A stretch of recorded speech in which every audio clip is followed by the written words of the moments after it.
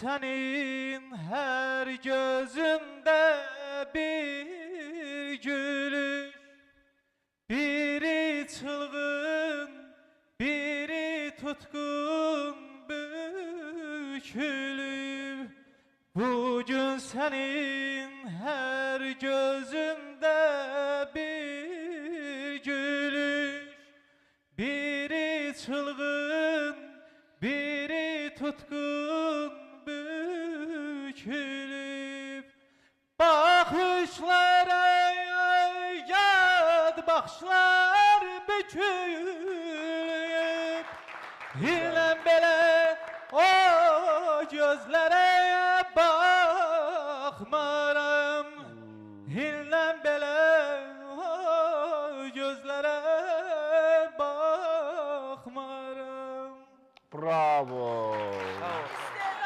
İstedad. Çok yaşa. Çok sağ olun, teşekkür ederim. Dolu dolu okudu. Bacırsan. Gider.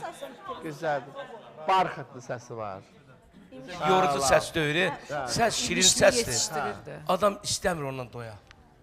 Halal olsun. Və Sağ olun Elgiz, Yusuf müəllim, sizin teşekkür bu ederim. verişiniz, belə insanlara sizin kömək olmağınız, Allah'ın olsun nə qədər suab qazanırsınız. Sağ ol, əlbəttə. Haral olsun.